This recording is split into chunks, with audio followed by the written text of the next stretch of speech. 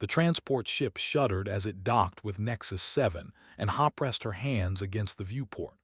The orbital station stretched across the darkness like a metal city, its lights blinking in patterns she didn't understand yet. Behind her, the other human soldiers stood quiet. They were all thinking the same thing. They didn't belong here. Ha was 24 years old, and 3 years ago she didn't even know aliens existed. Nobody on Earth did. Then the Coalition arrived with their impossible ships and their message. Humanity was invited to join the galaxy. It sounded like a gift. It felt like a test. The airlock opened with a hiss. The corridor beyond was huge, built for creatures much larger than humans. Ha stepped out first because someone had to, and the others followed. Her boots clicked on metal floors that had been walked by 1,000 different species. The air smelled wrong. Recycled, chemical, alien. A voice boomed from above. Human cohort, proceed to Assembly Hall 7. They walked through corridors where other cadets moved past them.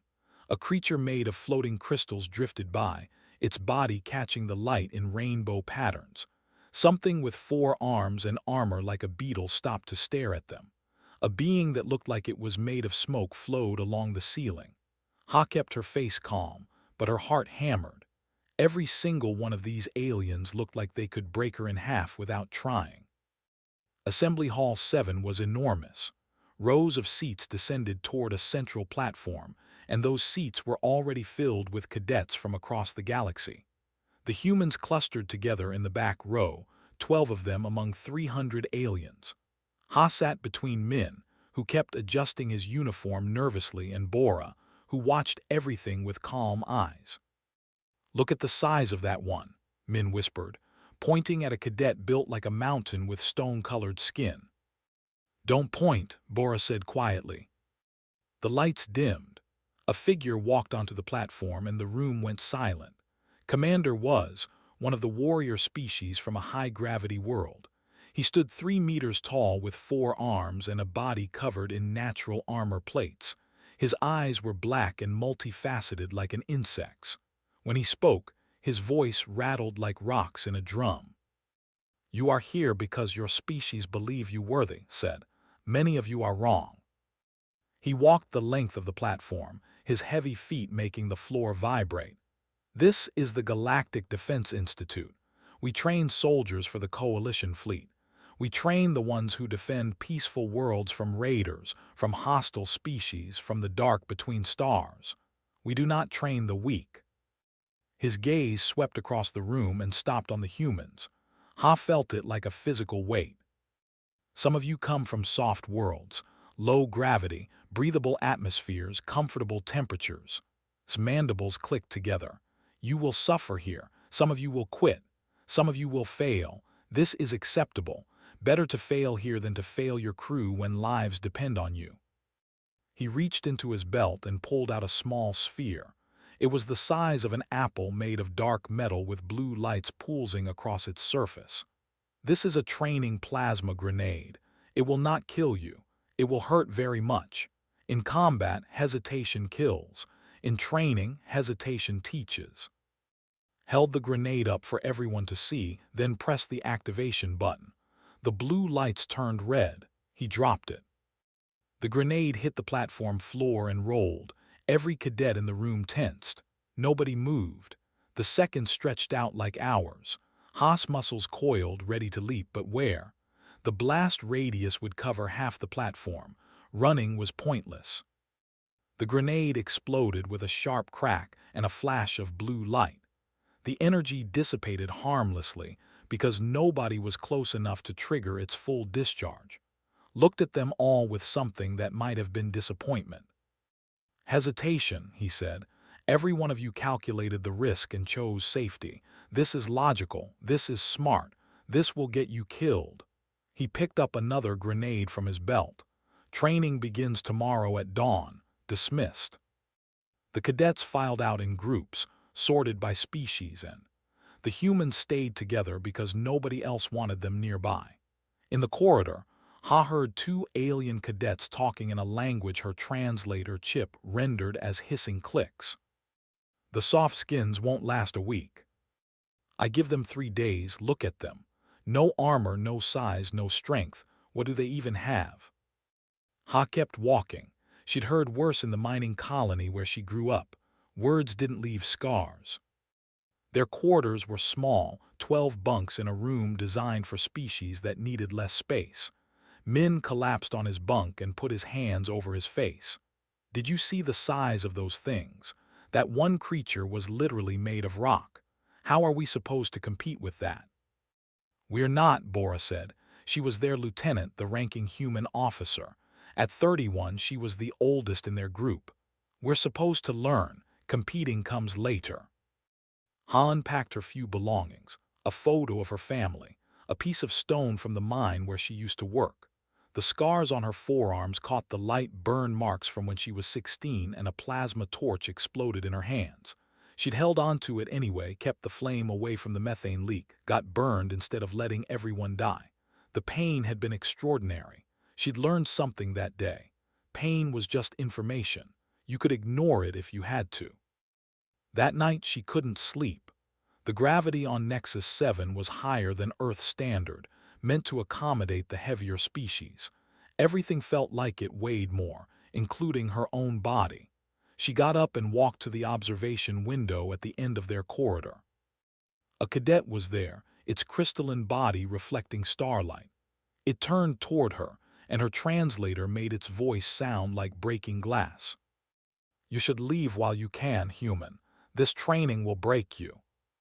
Ha looked at the creature. It was beautiful, sharp, and probably stronger than 10 humans.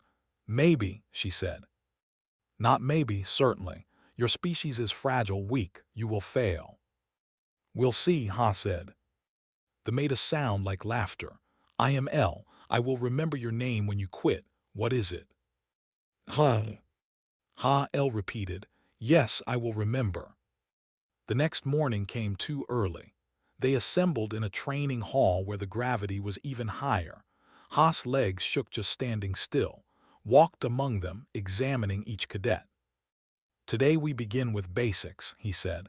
Physical conditioning, combat drill, equipment familiarization.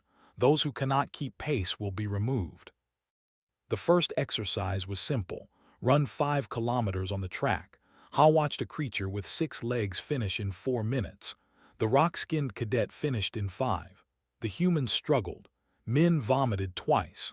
Ha's lungs burned and her legs felt like they would collapse, but she kept moving. The last human finished in 22 minutes. Watch them gasp for air. Pathetic, he said. Again tomorrow, faster. That night Ha lay in her bunk feeling every muscle scream. Next to her, Min was crying quietly. Across the room, another human cadet was packing his things. He'd quit. Bora stood up. Listen to me, she said to all of them. We're not stronger, we're not faster. We don't have armor or claws or natural weapons, but we're still here. For how long? Someone asked. As long as it takes, Bora said.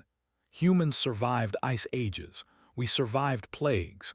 We survived wars that killed millions. We're not the strongest species, but we're the ones who don't quit. Ha stared at the ceiling. Tomorrow would be harder. Every day would be harder. But Bora was right about one thing. They were still here. That had to count for something. She touched the scars on her arms and thought about fire, about pain, about holding on when letting go was smarter. Maybe that was what humans had. Maybe that was enough. Outside their window, Nexus 7 rotated slowly through the stars, carrying 300 cadets who thought they knew what they were made of. Most of them were wrong. Ha was about to find out which kind she was. 3 weeks passed like years. Every morning Ha woke up sore.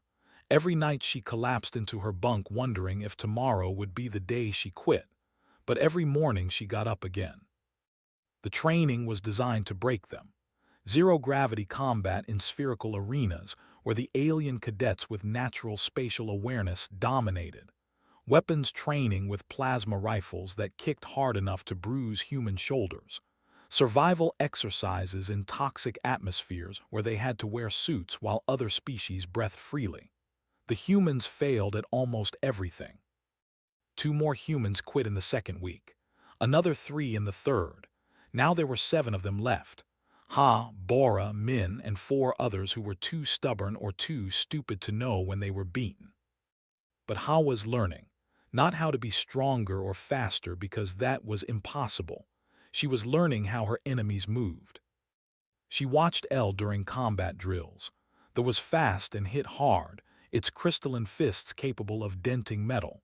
But it always attacked from the same angles, using geometry that made sense for its rigid body structure.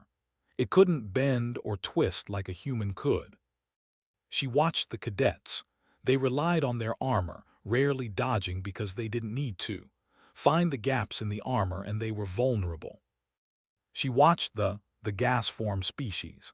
They could flow through small spaces and were nearly impossible to hit with conventional weapons, but they dissipated in strong winds or pressure changes. Every species had advantages. Every species had weaknesses. Ha started keeping notes. The fourth week brought a new challenge. Assembled them in the briefing room and displayed a hollow image of a volcanic planet. The surface glowed red with lava flows. Survival exercise announced. Extreme environment familiarization. You will spend 6 hours on the surface of Furnace 9. Surface temperature, 400 degrees standard.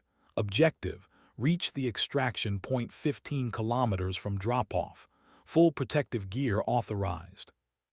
The cadets looked unconcerned. Their species evolved on a world hotter than Furnace 9. The rock-skinned cadets were practically laughing. Heat meant nothing to them. Min leaned close to Ha. 400 degrees, we're going to cook. We have cooling suits, Ha said. For 6 hours, those suits aren't designed for sustained exposure. He was right. When the dropships landed on Furnace 9, Ha felt the heat immediately even through her suit. The ground was black volcanic rock, and rivers of lava cut through the landscape like glowing scars. The air shimmered with heat waves. His voice came through their communicators. Move out, time starts now. The cadets ran ahead, barely bothered by the temperature. The moved more carefully, staying in shadows when possible. The humans struggled from the start. Within an hour, Ha's cooling suit was working at maximum capacity. Sweat poured down her face. The heat wrapped around her like a crushing hand. Next to her, Min stumbled. Can't, he gasped. Too hot, can't breathe. Ha grabbed his arm. Keep moving, stop and you'll die. Already dying, he said, but he kept walking. 2 kilometers in, one of the human cadets collapsed. Bora called for emergency extraction. 3 kilometers in, another went down with heat exhaustion. The alien cadets were already at the halfway point. Ha's vision blurred. Her suit was failing. The temperature gauge showed critical levels. Every breath felt like inhaling fire.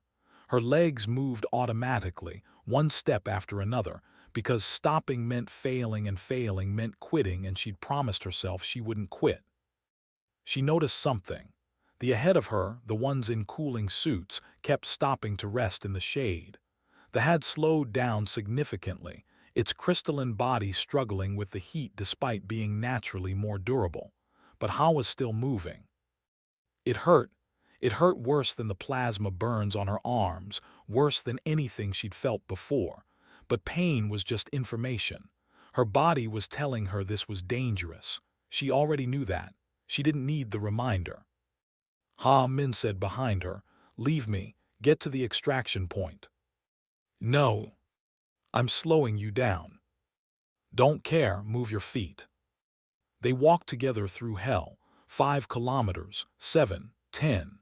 The alien cadets were all ahead of them now, probably already at the extraction point. Ha didn't care about that either. She cared about the next step, then the next one, then the next. At 12 kilometers, her suit completely failed. The cooling system shut down with a pathetic beep. The heat hit her like a physical blow. Min's suit failed 30 seconds later. We're going to die, he said. Not today, Ha said and kept walking. Her skin felt like it was on fire. Her lungs burned with every breath. Her vision tunneled down to just the ground in front of her feet. Step, step, step. Nothing else mattered, nothing else existed, just the next step. She didn't remember the last 3 kilometers. Later, Min told her she was talking to herself the whole time, counting steps out loud. She didn't remember that. She remembered the heat and the pain and the absolute certainty that she would not stop moving. They reached the extraction point last. The other cadets were already loaded into the transport ships, resting in climate-controlled comfort. Ha and Min collapsed on the loading ramp. Medical personnel swarmed them immediately. Stood over them as the medics worked. "Your suits failed at 12 kilometers," he said. "You walked 3 kilometers in unprotected exposure to 400-degree heat. This was stupid." Ha looked up at him. "We finished." "You should have called for extraction." "We finished," she said again. Something changed in his expression. His mandibles clicked slowly. "Yes," he said, "you did." In the medical bay, Ha lay on a bed while machines repaired heat damage to her skin and organs. Elle appeared in the doorway. They stood there for a long moment. "I stopped at 13 kilometers, Elle said. "My body cannot handle sustained heat that extreme.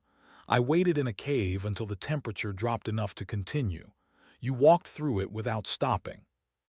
"Didn't have a choice," Ha said. "Everyone has a choice. You chose pain over failure. This is..." Elle paused, searching for words. "This is not logical." "No," Ha agreed, "it's not." "But it worked." "Yes." Elle left without another word, but something had changed. Ha felt it. That night, Bora gathered the remaining humans in their quarters. There were only 7 of them now, but they'd all finished the Furnace 9 exercise. Some of the alien cadets had quit or failed. The humans were still here. "They're watching us now," Bora said. "We're not just the weak ones anymore. We're the ones who don't quit even when we should. That makes them nervous." "Good," Ha said.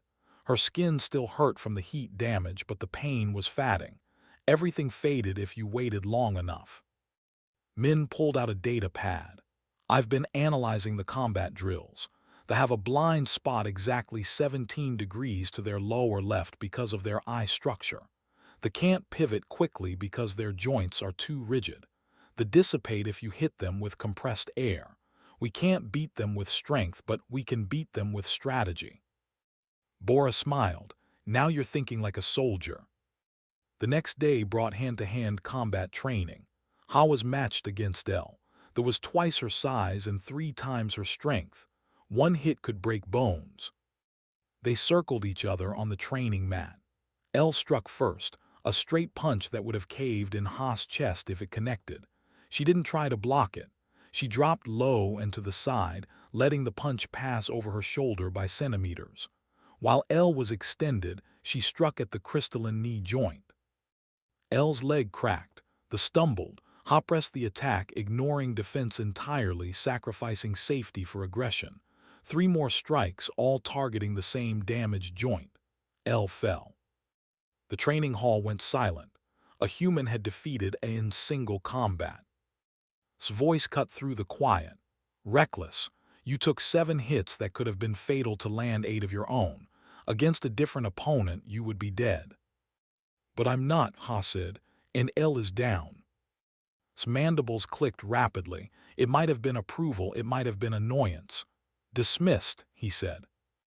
Later in the medical bay again, Ha sat with new bruises joining the old ones. Min brought her food from the cafeteria. "Everyone's talking about your fight," he said. "They're calling you crazy." "They're probably right. The aliens are starting to study our combat recordings. They want to know how we keep going when we're hurt.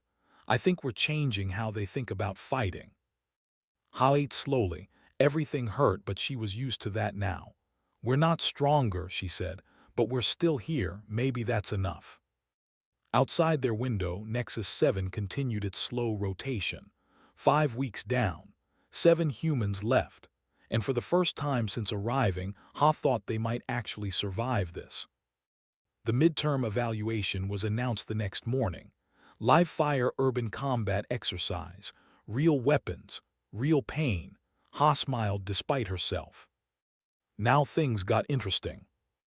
The urban combat zone was a maze of ruined buildings and narrow streets, built inside Nexus 7's largest training dome. The structures were real concrete and metal by years of exercises. Somewhere in that maze, autonomous combat drones waited with live plasma weapons set to low yield. They wouldn't kill, but they would hurt. Ha checked her rifle for the third time. Her squad gathered around her in the staging area. Bora, their lieutenant. Min, nervous but focused. El, who had requested to join their squad after Ha defeated him in combat. Two other aliens, a named Dax and a called Stonewalker. Mixed species squads. Orders. He wanted to see if they could work together when plasma bolts started flying. Objective is simple, Bora said, pointing at the tactical display. There's a fortified position in the center of the zone. We take it and hold for 30 minutes. Problem is the automated defenses. Drones, plasma mines, probably some surprises we haven't been told about. Standard assault, Dax asked. Those four arms held weapons with casual confidence. No, Ha said. She'd been studying the terrain data all night. Look at the approach vectors. Every direct route has overlapping fields of fire. They want us to charge in and get shredded. El's crystalline body caught the light as it leaned closer. Then, what do you suggest, human?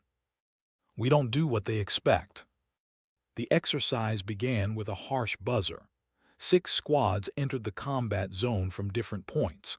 Ha heard plasma fire in the distance immediately. Someone else had made contact with the drones already. Her squad moved carefully through the ruined streets. Min had a scanner, watching for the electronic signatures of mines and drones. Ha kept her rifle ready, eyes scanning rooftops and windows. Contact, Min said quietly. 3 drones on the roof 2 buildings ahead. Ha signaled for the squad to stop. She watched the drones through her scope. They patrolled in a pattern covering each other's blind spots, professional, efficient, exactly like machines should be. We can take them, Dax said, raising his weapons. Wait, Ha said. If we engage here, every drone in the sector will know our position. We need to move around them. They detoured through a collapsed building, crawling through rubble. It was slow and careful, nothing like the aggressive assaults the aliens preferred. But they reached the next street without being detected. The fortified position came into view 10 minutes later. Ha's stomach sank. It was worse than she'd thought. The building was surrounded by an open courtyard with zero cover. Drones patrolled the perimeter in groups of 3. Plasma mine indicators showed at least 20 explosives scattered across the approach. Impossible, Stonewalker rumbled. This rocky voice sounded defeated. We cannot cross that open ground. We have to, Bora said. It's the objective. El studied the defenses. A direct assault would fail. My body could absorb perhaps 3 plasma hits before structural failure. The humans would die from the first. Dax's armor might survive 5 hits. Not enough. Then we make them waste ammunition first, Ha said. An idea was forming, reckless and probably stupid. Min, how long is the recharge cycle on those drone weapons? Min checked his scanner. 1.3 seconds after sustained fire. Why? Because that's our window, Ha pointed at the courtyard. We need someone to draw their fire, make all the drones shoot at once. While they're recharging, the rest of the squad advances. Draw their fire, Dax repeated. You mean run across open ground while they shoot? That is suicide. It's a 1.3-second window, enough time to get to cover if you're fast. Bora looked at Ha. You're volunteering. It wasn't a question. Ha nodded. No, El said. This is foolish. A human cannot survive concentrated drone fire. I should go. My body is more durable. You're too big. They'll track you easily. I'm small and fast. I can do this. Min grabbed her arm. Ha, those are live weapons. This isn't a simulation. You could actually die. We all could, but we need that position. She checked her rifle one last time. Give me 30 seconds after I start running, then move. Don't stop for anything. Before anyone could argue further, Ha sprinted into the open courtyard. The drones reacted instantly. Targeting lasers painted her chest, her head, her legs. She ran harder than she'd ever run in her life, zigzagging across the open ground. The first plasma bolt hit the ground to her left, superheated dirt spraying across her boots. The second missed her head by centimeters. Her heart hammered. Every instinct screamed at her to find cover, to stop, to curl up and protect herself. She ignored all of it and kept running. A plasma bolt caught her shoulder. The pain was instant and terrible, like being branded with white-hot metal. Her armor absorbed most of it, but the impact spun her around. She stumbled but didn't fall. Couldn't fall. Another hit, this one grazing her leg. The protective suit material burned away, and her skin underneath blistered. She bit back a scream and kept moving. The drones were all firing now, exactly like she'd hoped. 15, maybe 20 weapons all focused on her. The air filled with blue plasma bolts, a deadly light show with her at the center.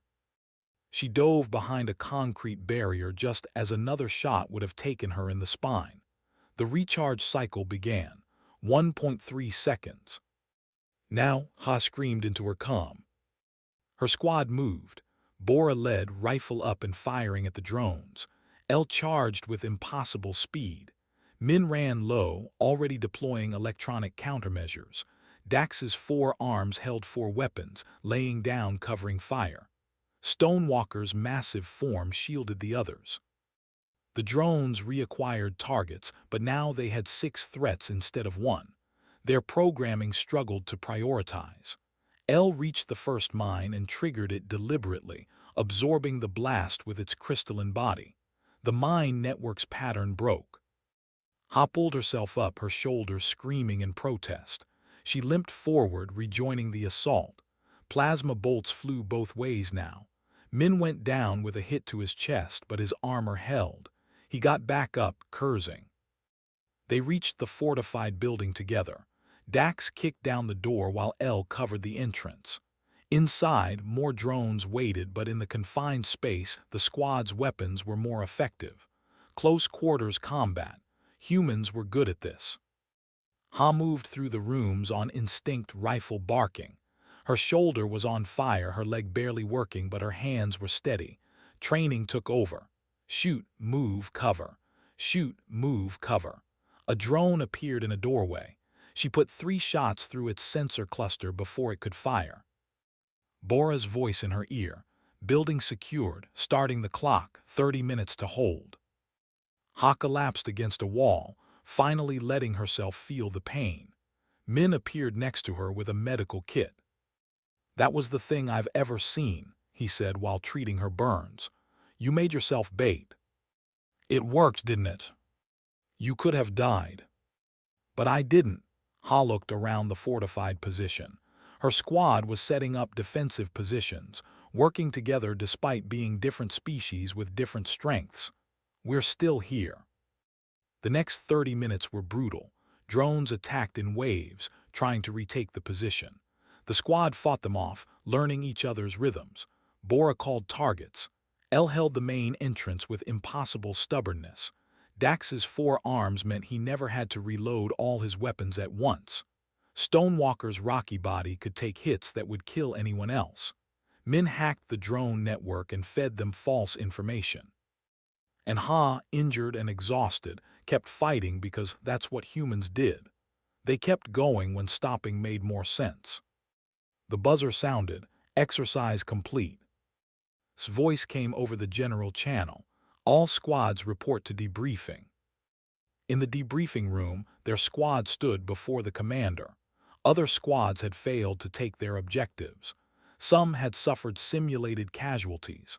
Ha's squad had succeeded with only moderate injuries. Studied Ha, you used yourself as bait. This is not standard tactics. Standard tactics wouldn't have worked, sir. You sustained 2 direct plasma hits. In real combat, you might have died. In real combat, sir, we needed that position taken. Someone had to draw fire. His mandibles clicked slowly. He looked at Elle. And you allowed this. I tried to stop her, Elle said. She did not listen, but her plan worked. We succeeded because she was willing to accept damage to herself for the mission's success. This is unusual thinking. It's human thinking, Bora said quietly. The room was silent for a moment, studied each member of the squad. Dismissed, he finally said. Report to medical for full examination. As they filed out, Elle walked beside Ha. I would not have made that run across the courtyard, they said. The damage to my body would have been catastrophic. Crystalline structures shatter under sustained plasma fire. You would have found another way, Ha said. Perhaps, but you found this way. You calculated that your body could absorb enough damage to give us our window. You were correct, but barely. This disturbs me. Why? Because it means you value the mission more than your own survival. This is not logical. Ha thought about the mining colony where she grew up, about the methane explosion, about holding a burning plasma torch away from the leak until help arrived. No, she agreed. It's not logical, but sometimes logic isn't enough. In medical, they treated her burns and checked her for internal damage. The doctor, a blob-like species she didn't recognize, seemed fascinated by human physiology. Your pain tolerance is remarkable, it said. Most species would have entered shock from these injuries. You ran another 100 meters after the second hit. Curious. We're good at ignoring pain, Ha said. Ignoring or accepting? She didn't have an answer for that. That night Ha lay in her bunk, every part of her body aching. But they'd passed the midterm evaluation. 7 humans had entered the academy 8 weeks ago. 7 humans were still here. And now the aliens were starting to respect them. Outside, Nexus 7 rotated through the void. Tomorrow would bring new training, new challenges, new pain. Ha closed her eyes and let the exhaustion take her. She dreamed of running through fire and not stopping, not ever stopping, because that's what humans did best. The final month of training began with an announcement that made the entire academy uneasy. Stood before the assembled cadets, his 4 arms crossed in a gesture that meant serious business. You have learned weapons, you have learned tactics, you have learned to work as units. His black eyes swept across the room. But war is chaos, plans fail, equipment malfunctions, allies die. Today you begin training for the worst scenarios, extreme crisis response. A holographic display activated showing various disaster scenarios, ships burning, reactors melting down, stations decompressing, things going terribly wrong. These scenarios are designed to be impossible, continued. There is no correct answer. We are testing what you do when victory is not an option, when survival is not an option. We are testing who you are when everything fails. Min leaned toward Ha. I don't like the sound of this. Individual testing, said. You will enter simulation pods alone. What happens inside is between you and the scenario. Dismissed. Over the next week, cadets entered the pods and came out changed. Some were quiet. Some were angry. One cadet quit immediately after his session. Nobody talked about what they'd experienced inside. Ha's turn came on the 8th day. The simulation pod was a small sphere, barely large enough for her to stand. She entered and the door sealed behind her with a hiss. Darkness, then light. She was on a ship. The walls were metal with damage. Emergency lights flashed red. An alarm screamed. The air tasted of smoke and ozone. Warning, a synthetic voice announced. Reactor containment failure. Core breach in 90 seconds. All personnel evacuate immediately. Ha ran through the corridors, following emergency signs toward escape pods. Other crew members pushed past her, aliens of various species, all panicking. The ship shuddered. Explosions rumbled through the deck. She reached the escape pod bay. The last pod was launching, carrying frightened crew to safety. The bay was empty except for her. 60 seconds to core breach. Ha turned and ran back into the ship. If this was a test of panic response, she'd failed it. But something about the scenario felt wrong. Why was she alone? Why did the reactor fail? She followed signs toward engineering. The corridors were hot, getting hotter. Steam leaked from broken pipes. The metal floor burned through her boots. 30 seconds to core breach. She burst into the reactor chamber. It was a nightmare of sparking electronics and glowing energy. In the center, the containment core pulsed with barely controlled power. It was coming apart, the magnetic fields that held the reaction together failing. Ha understood. This was the test. The reactor was going to explode. Everyone had evacuated. The ship would die and the blast would probably kill anyone still aboard. The logical choice was to run, to save herself, to reach minimum safe distance. She looked at the containment core.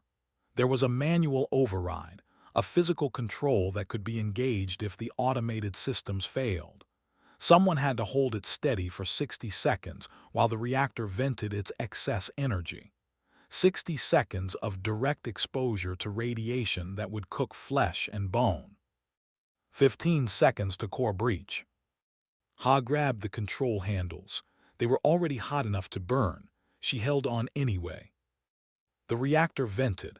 Energy poured through the chamber, invisible but deadly. Ha's body lit up with pain signals, every nerve screaming that she was dying.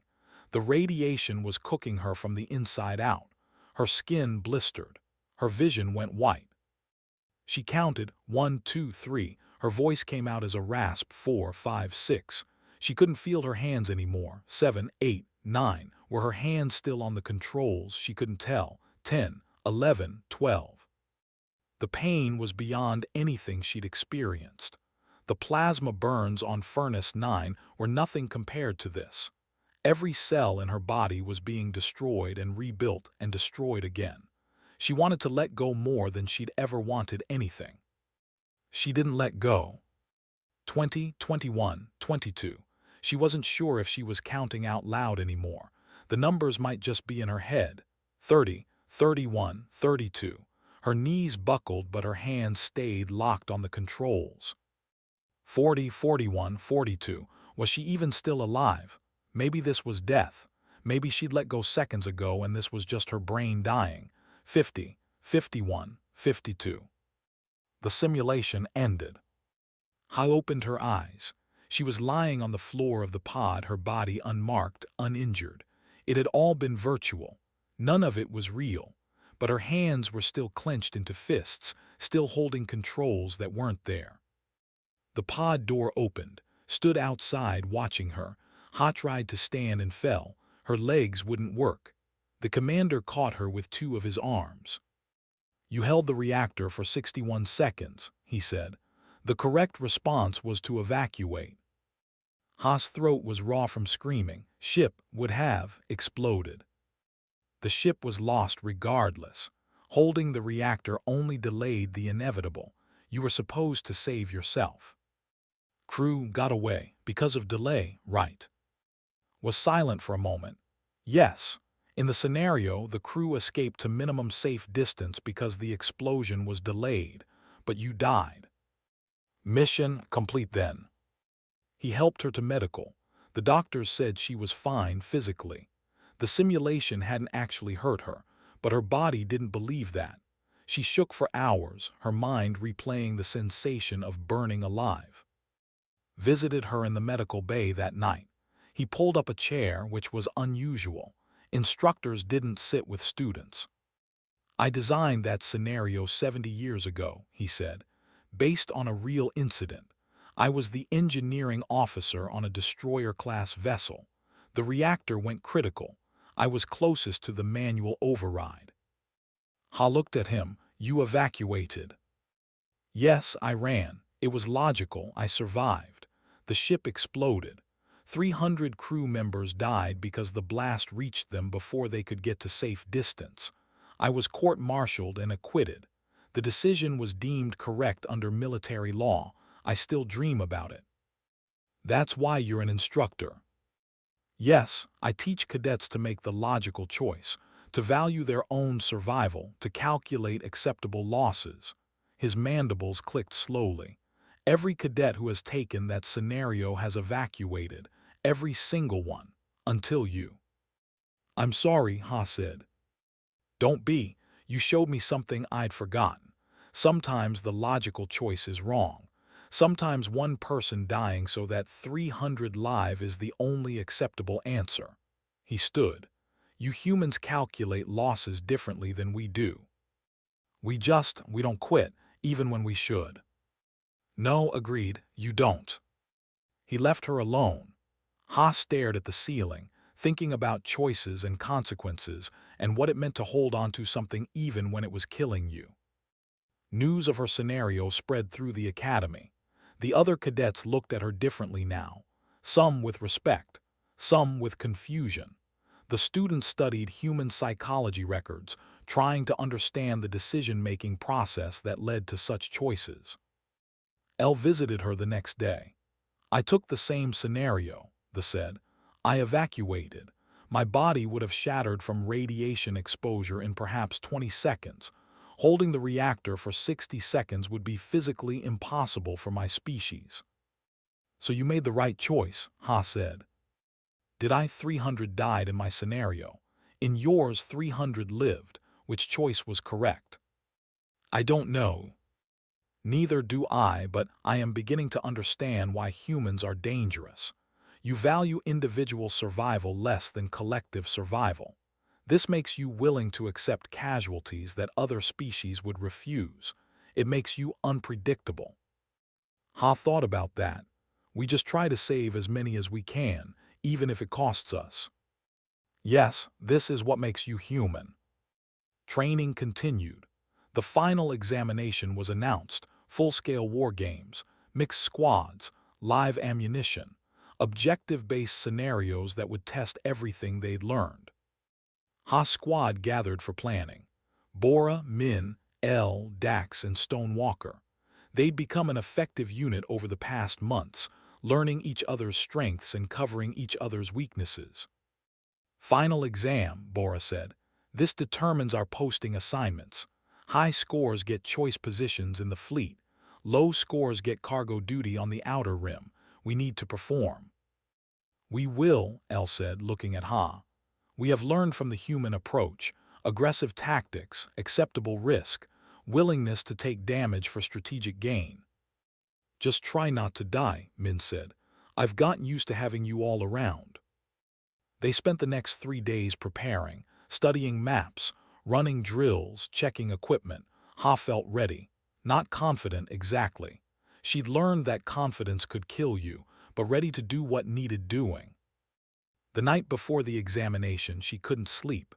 She walked to the observation window and looked out at the stars.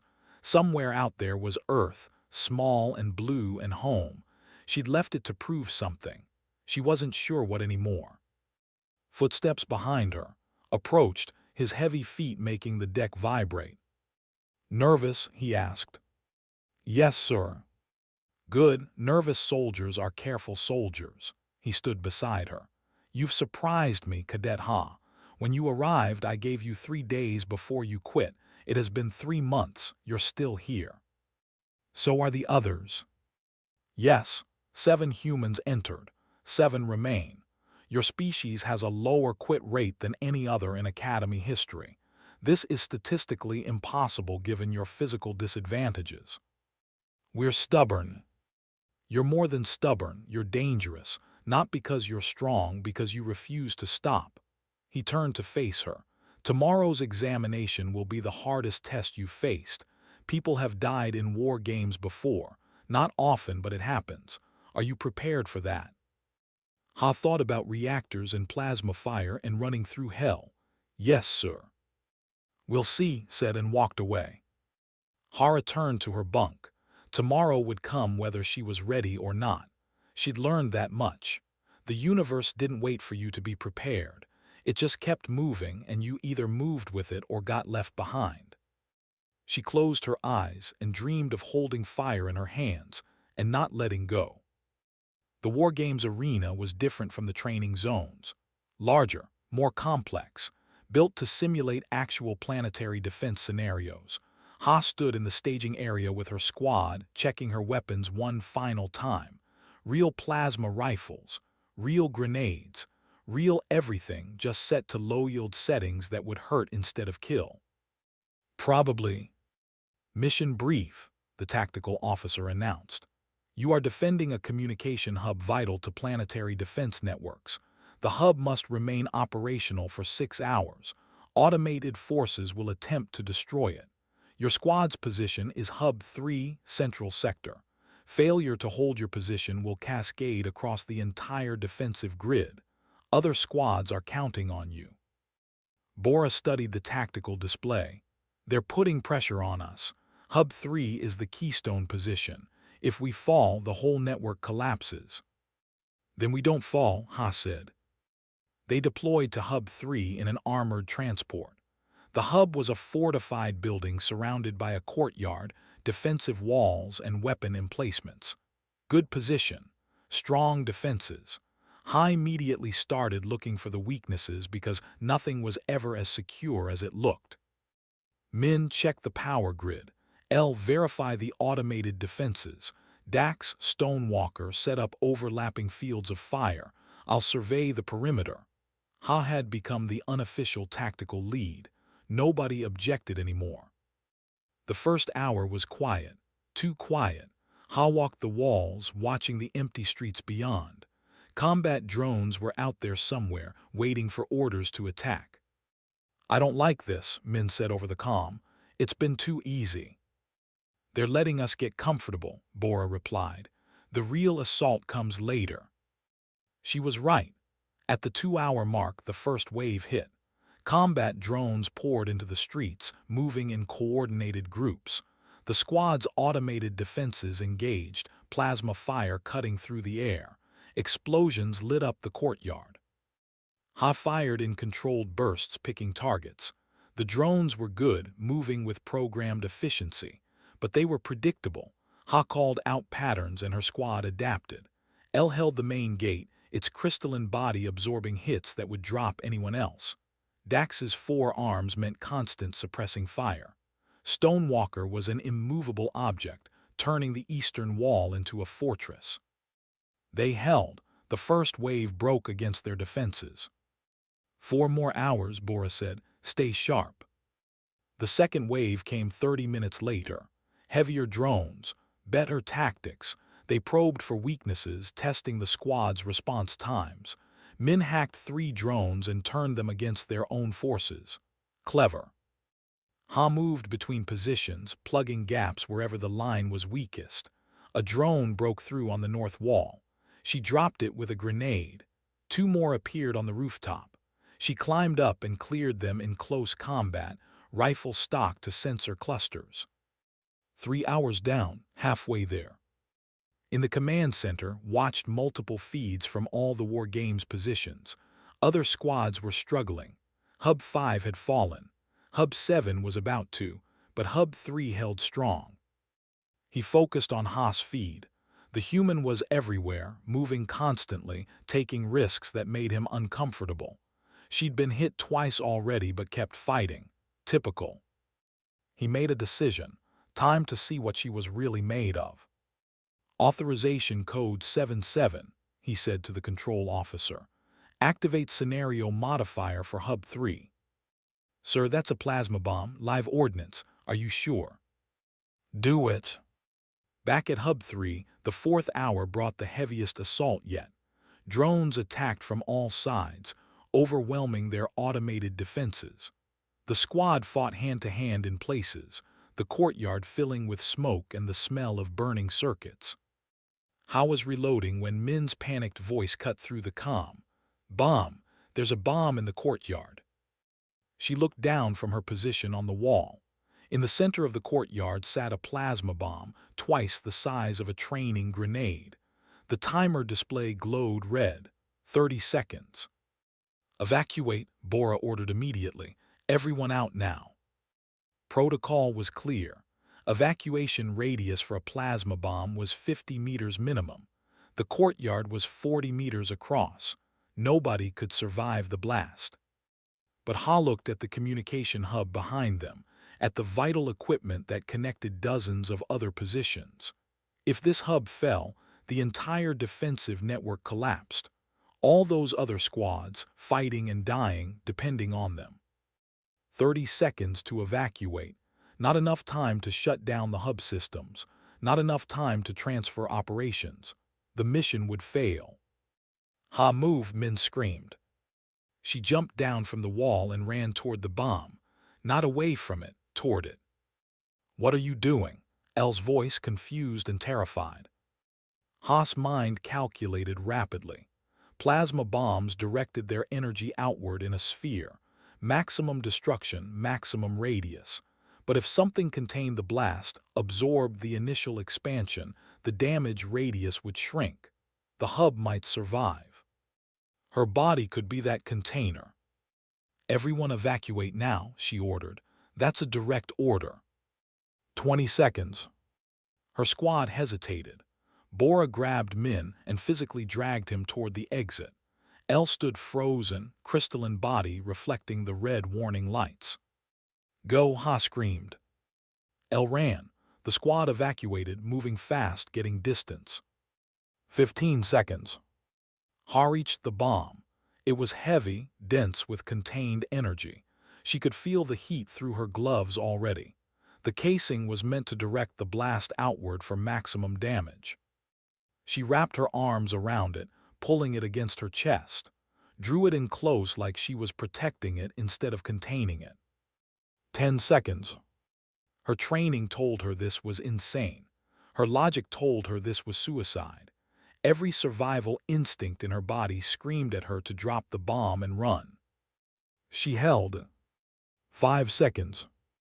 In the command center stood. He'd seen a lot in his 70 years.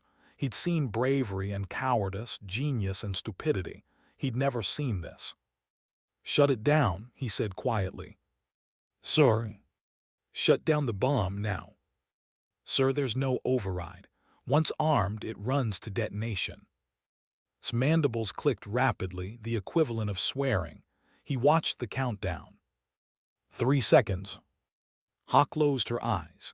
She thought about Earth, about her family, about the mining colony where she learned that sometimes you held onto fire because the alternative was worse. She thought about 300 crew members who lived because someone held a reactor core. She thought about Min and Bora and El and every other person counting on this hub to stay operational. 2 seconds. I'm sorry, she whispered to nobody. 1 second. The bomb exploded. Plasma erupted outward with incredible force, but Ha's body was in the way. The initial expansion, the most deadly part of the blast, hit her first. Her armor vaporized instantly. Her body absorbed energy meant to destroy buildings. The pain was beyond description, beyond anything the simulation had prepared her for. Every nerve ending fired at once, overloaded, burned away. She felt her skin blister and char, felt her muscles cook, felt her bones heat to the point of breaking. She did not let go. The blast expanded around her, deflected by her body, reduced in intensity. The communication hub's equipment sparked and smoked but remained functional. The defensive network held. Ha collapsed as the energy dissipated. She couldn't feel anything anymore, couldn't see, couldn't hear. Was she dead? Maybe, probably. The simulation should have ejected her. The pain receptors should have triggered automatic shutdown to prevent psychological damage. Somehow, she was still conscious, still experiencing it. Then hands grabbed her, multiple hands. El had come back, crystalline body scorched from the blast's outer edges. The pulled high away from the bomb's crater, moving fast.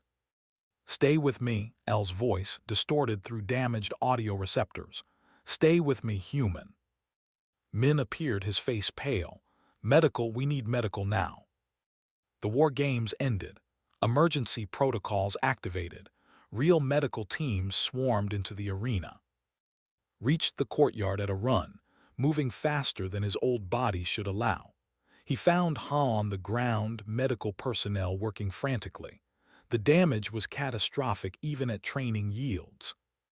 "Why didn't you run?" he asked, knowing she probably couldn't hear. Ha's lips moved. No sound came out, but he could read the words. "Mission holds." They took her to intensive care. The doctors said she'd survive, but the recovery would be long and painful. Burns over 60% of her body, nerve damage, psychological trauma. 2 weeks later, Ha stood at graduation. She could barely stand, leaning heavily on Min for support. Her body was wrapped in regenerative bandages. Every movement hurt. But she stood.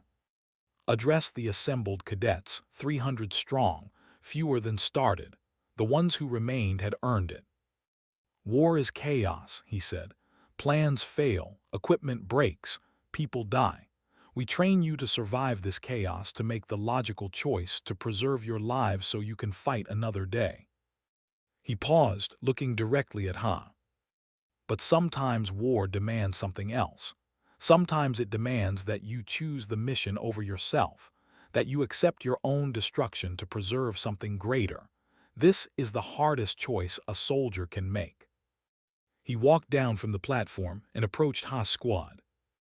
2 weeks ago, I watched Cadet Ha do something I've never seen in 70 years of military service. She ran toward a plasma bomb and held it as it exploded. She did not do this because she was trained to. She did it because when faced with mission failure or personal death, she chose the mission. The room was completely silent. The communication hub remained operational. The defensive network held. 3 other squads survived because Hub 3 never fell. 73 cadets are graduating today because one human refused to let go.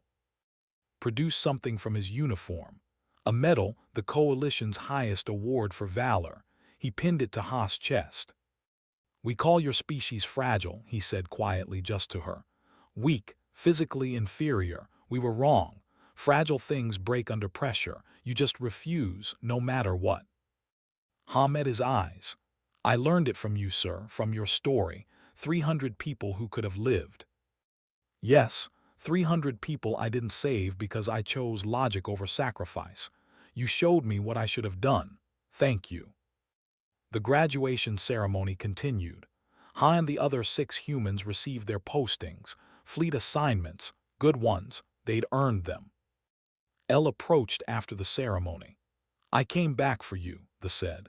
"I evacuated as ordered, then turned around and ran into the blast radius to retrieve you. This was not logical. You have infected me with your human irrationality." Ha smiled despite the pain. "Sorry about that." "Don't be. I am proud to have learned from you." El's crystalline hand touched hers carefully. "My people will study what happened here. Other species will study it too. Human tactics, human determination. You have changed how the galaxy thinks about warfare." "We just did our jobs." "No, you did far more than that." 3 months later, Ha returned to Earth on leave. Her body had mostly healed, though the scars remained. Physical scars on her arms and chest.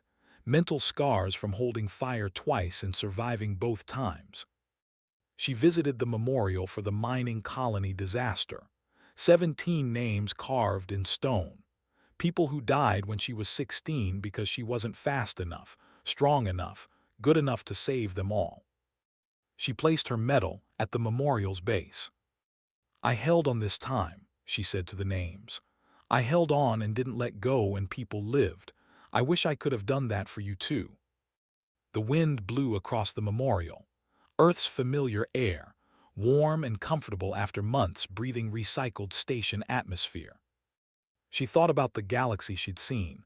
Dozens of species, each with their own strengths. Each convinced their way was best. And then humans arrived, small and weak and stubborn beyond reason. The galaxy was learning what humanity was. They were the species that didn't break. The ones who ran toward danger instead of away from it. The ones who held onto fire and didn't let go, no matter how much it hurt. Ha looked up at the stars. Somewhere up there, El and Min and the others were preparing for their fleet assignments, fighting the same battles she would soon rejoin. She smiled. They'd all learned something important at the academy. Strength wasn't about muscles or armor or natural advantages. Strength was about what you did when everything went wrong, when the logical choice was to quit, when pain demanded you stop. Strength was moving forward anyway. Ha picked up her medal and headed home. In a week, she'd return to Nexus 7, return to the fleet, return to the stars and whatever battles waited there. She'd be ready, humans always were. Because that's what they did. They held on, they moved forward, they refused to stop even when stopping made sense. The galaxy was still learning that lesson.